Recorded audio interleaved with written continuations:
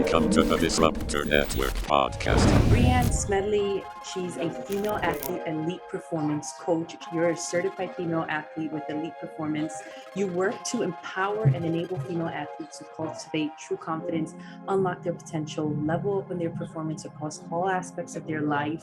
You have a specialty with goal setting, affirmations, visualizations, crushing limited beliefs, shifting self-talk, overcoming mistakes, performing under pressure, letting go of perfectionism, managing stress, and becoming more resilient. Breanne Smedley, welcome to our Disruptors Network podcast show. Ignition, liftoff. Thank you. I am so excited to be here.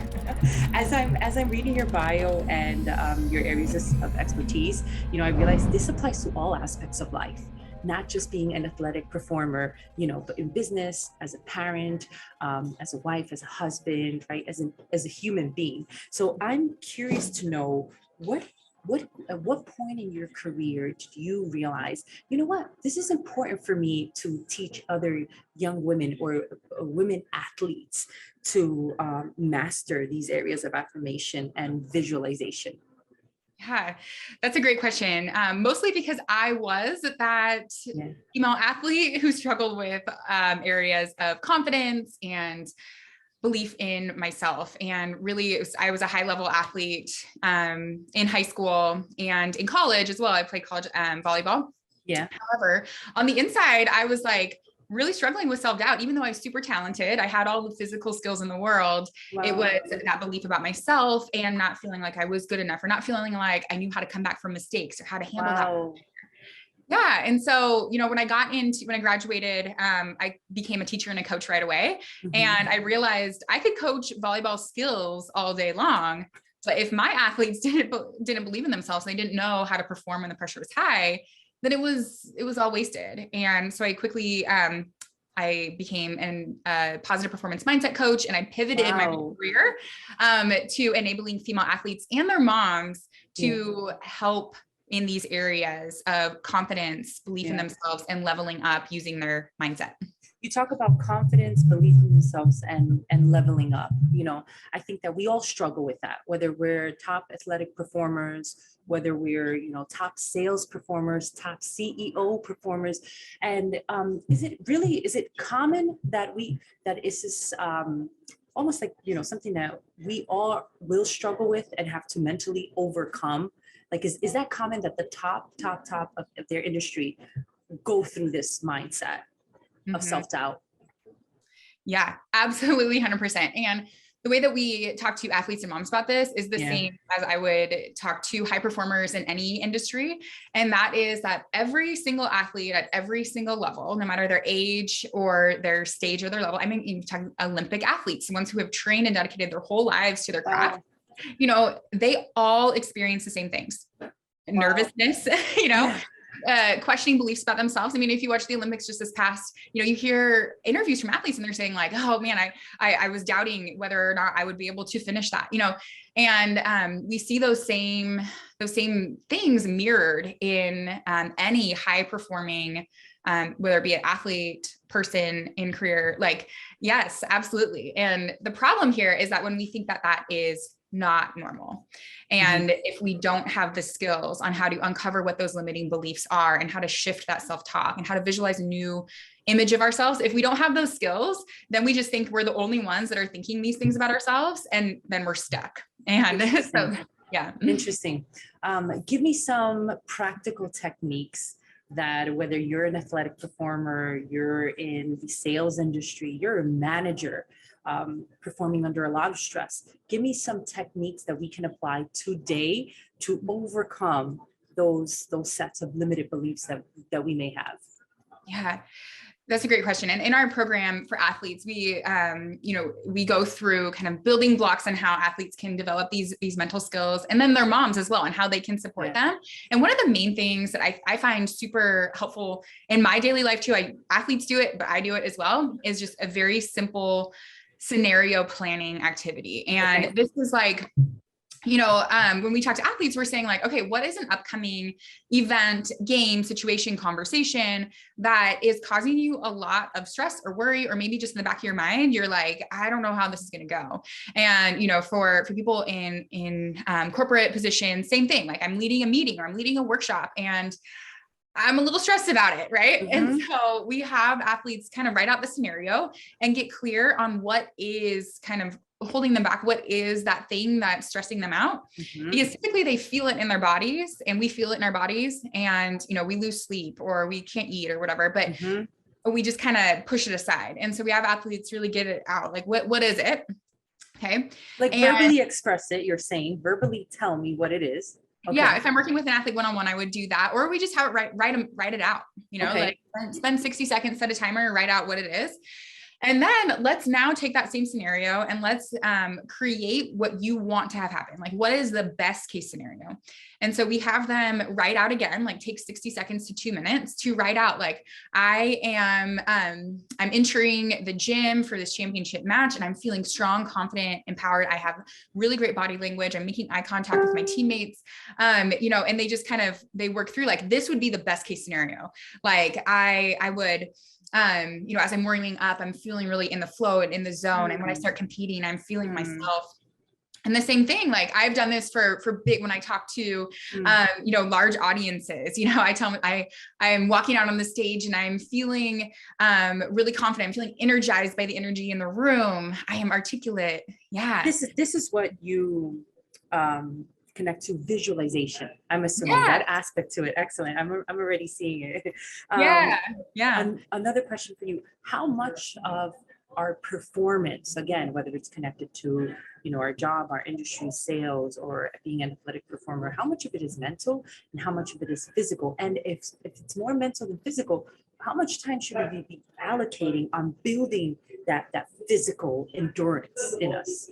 Right. Yeah, that's such a great question, because you hear, when we talk about athletics and they're like, oh my gosh, it's like 90% mental and 10% physical. Yes. And if a mental block can cause you to lose a game, then we should probably be paying attention to like what the mental blocks are. Like, why is this happening? Like, we need to be paying attention here.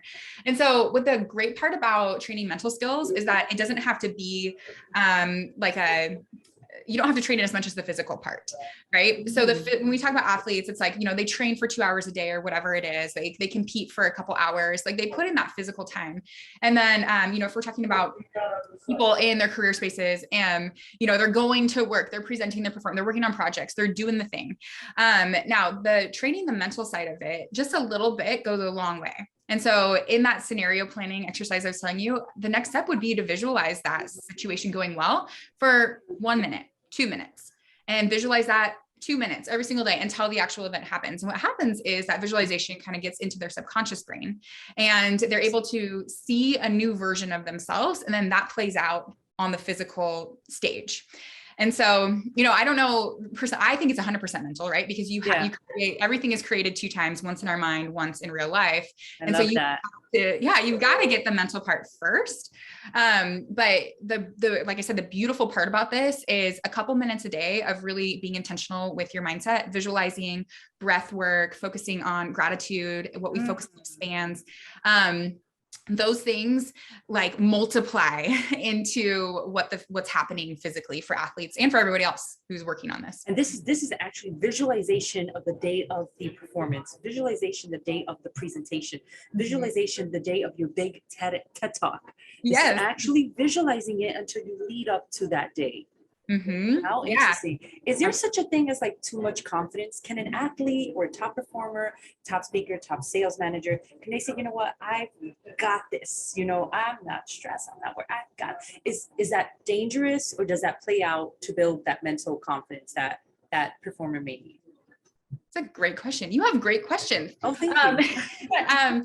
So I don't think there's such thing as too much confidence, but I do think that there's such thing as fake confidence. And so that's where we see athletes or anybody kind of going into this place of like confidence, but having nothing to back it up. And just saying like, if we're talking athletics, it's like, I'm just gonna we're just going to crush them. But there's nothing to back it up. Like I have, I've prepared. Confidence comes from preparation and self-talk. Right. And so, that if that self-talk is there, that preparation is there, and then that leads to the confidence. Like I am so confident because I prepared so much for this moment and I'm not worried about the outcome. I'm just, I'm here because I prepared. Then that confidence, we can have as much of that as we want, but that fake it till you make it confidence works short term. Yeah. But it's not real confidence. You're right. I like you. So, you said, I'm not worried about the outcome. Should you be worried about the competition? Ooh, yeah.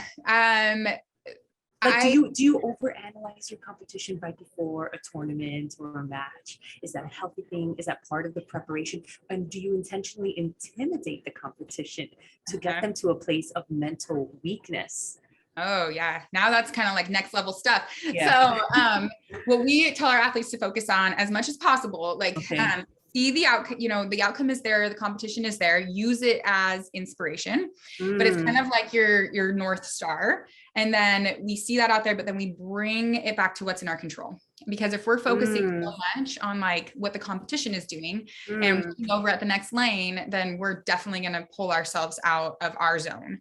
And so we always tell them like, that competition is there. Use that competition to inspire you and to push you, but always, always focus back on what's in your control and what you've prepared for, because that's what's going to lead to the best outcome.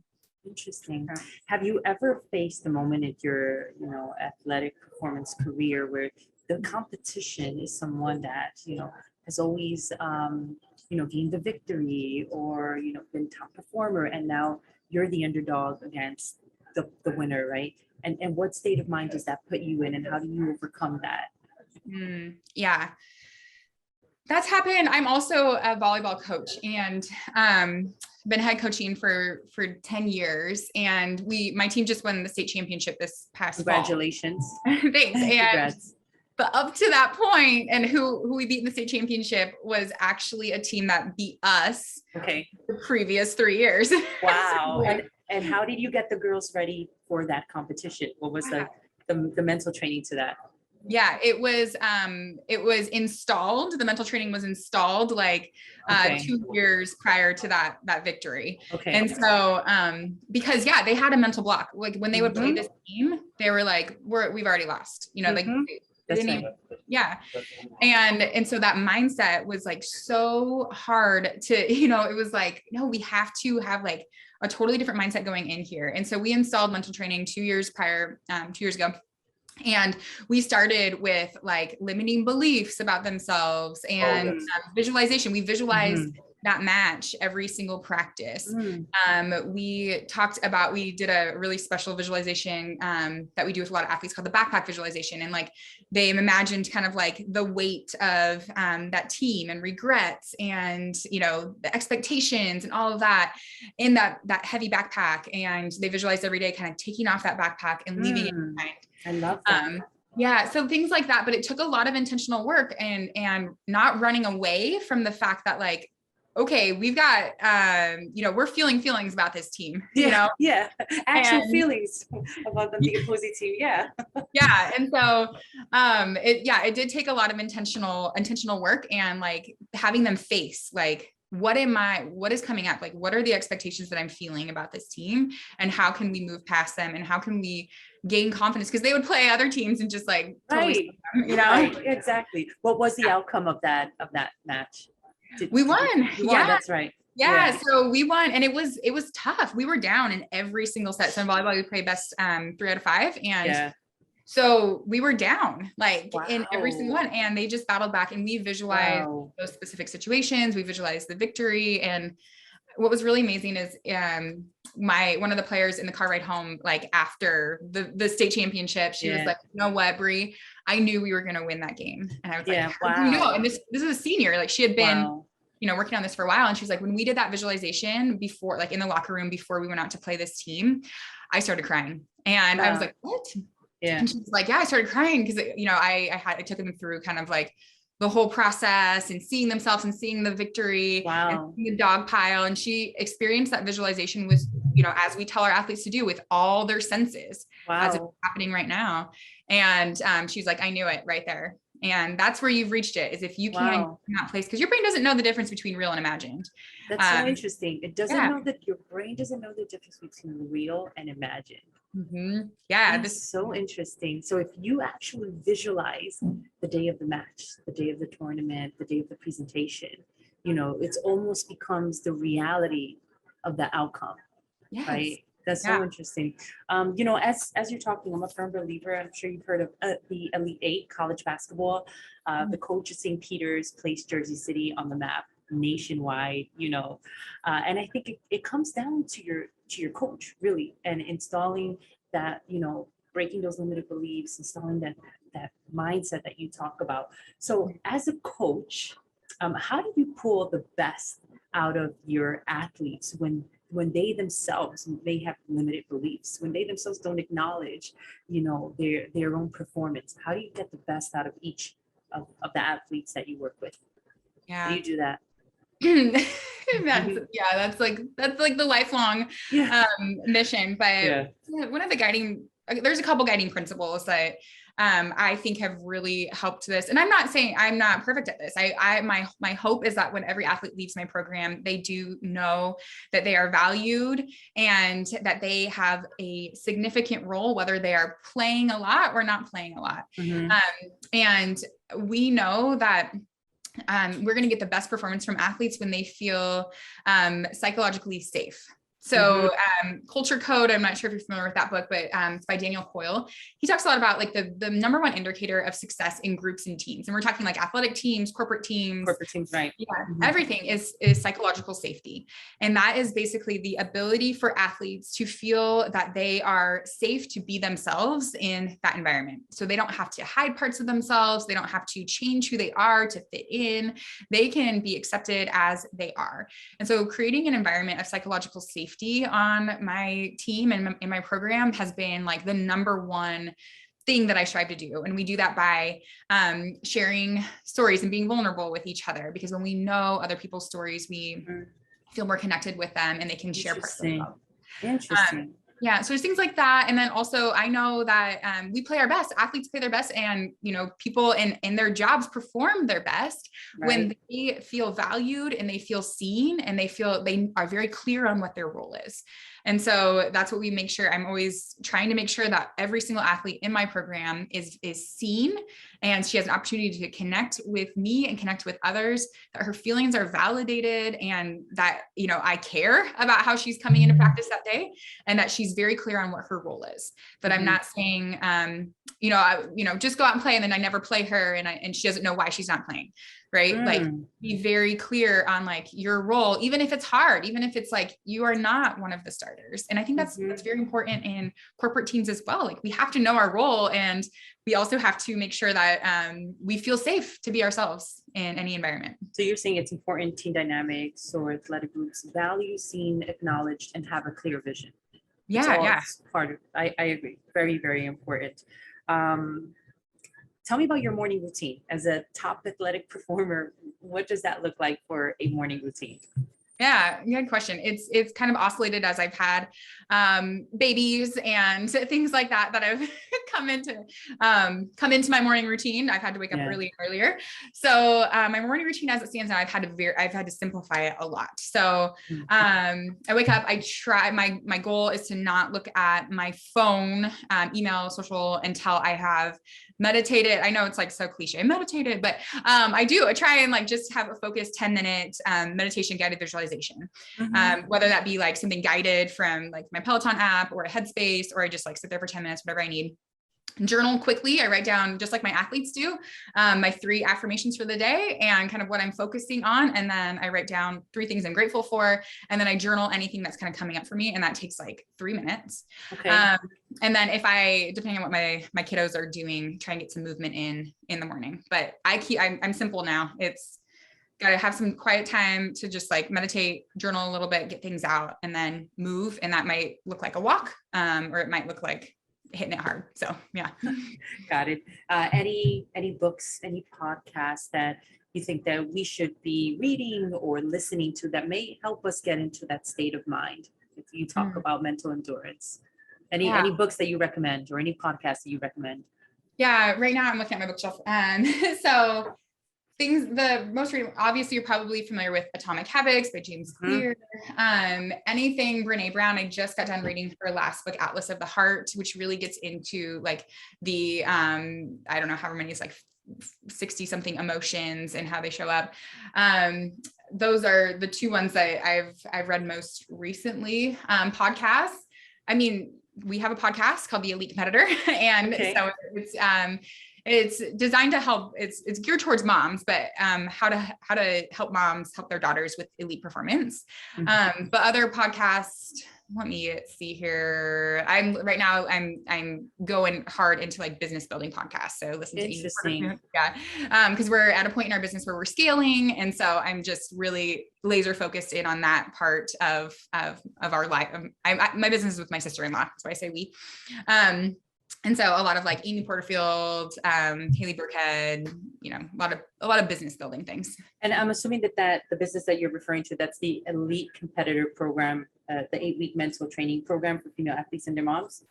Yeah, so that is our signature 8-week program. Nice. Tell us a little bit about your upcoming programs, any new books, anything that you have promoting or going on at this moment. Right. So the Elite Competitor Program is opening up in a few months. Right now we're in a transition period. So we just brought 2 cohorts of athletes through the program. This is a program for athletes, and it's also for their moms. And so athletes go through an 8-week program where they're learning the mental skills to perform at a high level. And then their moms also go through a program to help them show up as the best version of themselves for their athletes, because moms are like, my daughter has had countless coaches in their career. How many coaches have the moms had on how to, what to say before a game, what to say during the game, what to say after the game? Right. My daughter's disappointed. What do I tell her? And so we help moms with that side of it too. So that's 8 weeks. We are opening that again in fall of 2022. However, right now, our big project that we're working on is putting this program in a capacity where athletes and moms can go through at any time. So, we're opening that up likely in June. We'll have more information. Hopefully athletes can jump in at any time, because we know athletes' struggles and mom struggles don't always align with like when we're opening and closing the program. So we want it to be available all the time. But yeah. So ChristinaBreanne.com is where you can find all the information though about what we do. We have some free communities for moms and for athletes where they can learn information. Our podcast is called The Elite Competitor as well. The Elite Competitor podcast. Okay. And are you on Instagram? Are you on other social media platforms? Yeah, I'm on Instagram at Smedley. So I'm there, learning how to do reels and embarrassing myself. So come watch. Hey, I think rule of thumb for me is you got to do it until you're comfortable with it, right? Right. So yeah. I applaud you for that. I'm totally happy to use like my mindset routine. Like your mindset. I can do this. I can do. If you can do this, you can do Instagram reels. So I applaud you for that. Breanne, thank you so much for spending some time with us. I do have one more question for you. As I'm hearing you talk, you sound obviously more seasoned, more experienced, life experiences as a top athletic performer. Now you're a coach, right? What would your current self tell your younger self about, performing or being an athlete or a competition? What would the you now tell your younger self? Oh man, I've thought about this a lot actually, because, as I see so many athletes, I see me in them. Yes. And so I actually, I get to actually like kind of tell me. And so the things I would tell myself is kind of what I tell athletes now is what you're experiencing right now is normal. Right. So I thought I was so alone. I was like, I'm the only one who feels like I have the pressure of the whole team and I don't want to let people down. So like what you're feeling is true and it's normal, because that's where confidence comes from, is trusting our feelings. And the other thing I would probably say, I don't know, I'd probably figure out a different way to say this, but something along the lines of let go of the need to be perfect. Like it's better to be messy. And, that perfectionism really, that's powerful. It stopped me from doing a lot of things. So that's powerful. That's powerful. We're always waiting for the perfect moment, the perfect opportunity, the perfect performance, the perfect game. And you're saying it's like, stop. It's not going to happen. Just go out there, do your thing.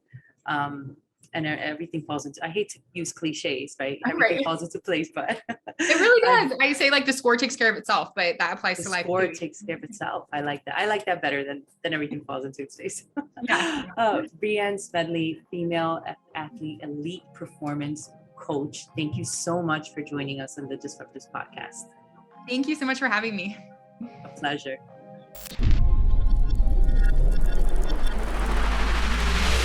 Thank you so much, Vicky. I've loved speaking with you today.